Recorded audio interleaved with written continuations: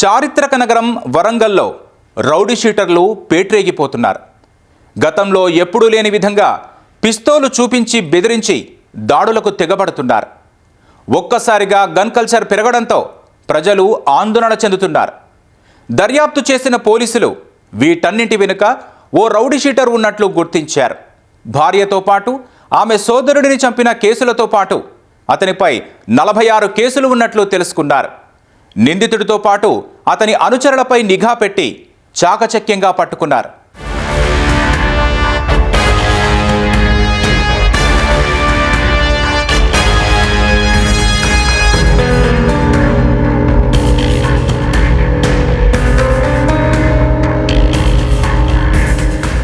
హనుమకొండ జిల్లా సాయంపేట మండలం మాందారిపేట సమీపంలో గత నెల 18న జాతీయ రహదారిపై కొందరు దుండగులు ఓ లారీని అడ్డగించారు.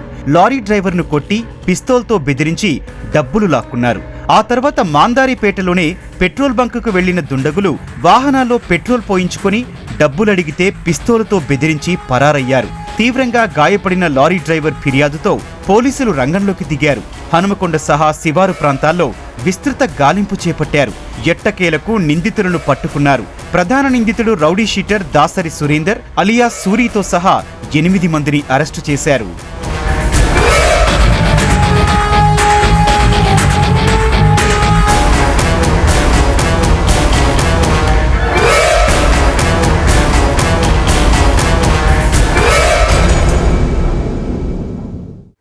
దీంట్లో ఈ మెయిన్ అక్యూజ్ సురేందర్, ఇతనికి main area of activity Hyderabad and Rachakonda కమిషనరేట్లో ఉంది.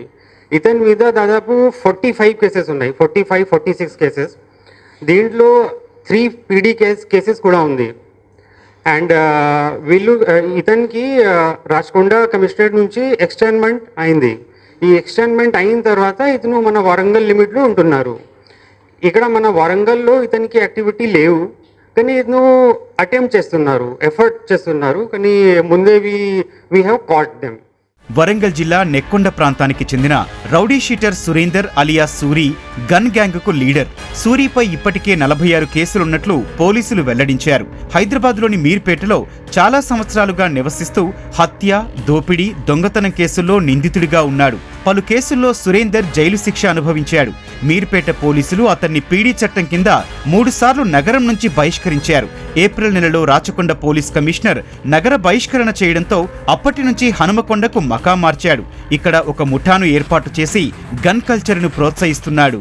ఇతనికి మెయిన్ క్రిమినల్ బ్యాక్గ్రౌండ్ చిన్న ఫస్ట్ కేస్ 2008లో చేసిండు ఇతను. అది మర్డర్ కేస్. యాక్చువల్లీ ఇతను సమ్ డ్రైవర్ లాగా పని చేస్తున్నారు అండ్ అక్కడ ఈ మర్డర్ కేసు చేస్తున్నాడు. అక్కడి నుంచి ఇది క్రిమినల్ బ్యాక్గ్రౌండ్ స్టార్ట్ అయింది.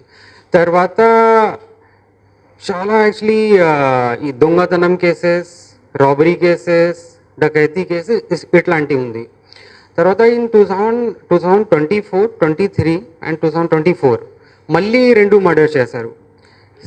ఓన్ వైఫ్కి and own brother in law ఈ మర్డర్ చేసిండు. 2 పోక్సో కేసెస్ కూడా ఉన్నాయి. గన్ గ్యాంగ్ నుంచి 2 పిస్తోళ్లు, మ్యాగజైన్లు, కత్తులు, సెల్ ఫోన్లు పోలీసులు స్వాధీనం చేసుకున్నారు.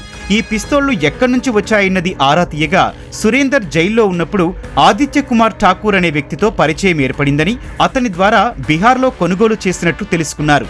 నిందితులు అప్పుడప్పుడు పార్టీలు చేసుకోవడం, అక్కడి వారిని బెదిరిస్తూ గాలిలోకి కాల్పులు జరిపేవాళ్లని గుర్తించారు. భూపాలపల్లికి చెందిన బాసిత్ అనే వ్యక్తి ముఠా గొడవల్లో హత్యకు గురికాగా సురేందర్, అతని అనుచరులు మృతుని సమాధి వద్దకు వెళ్లి గాల్లోకి ఒక రౌండ్ కాల్పులు జరిపినట్లు వెల్లడించారు.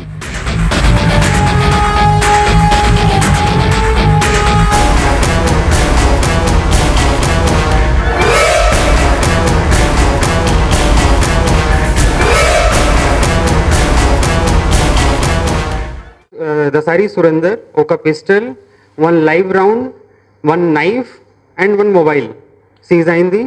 దెన్ ఫ్రమ్ సమాశ్రీ చక్రి ఒక pistol, 1 magazine and mobile seize అయింది.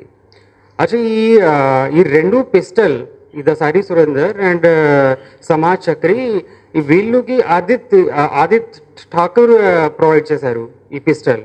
సో ఈ బీహార్ నుంచి వచ్చాడు అక్కడి నుంచి.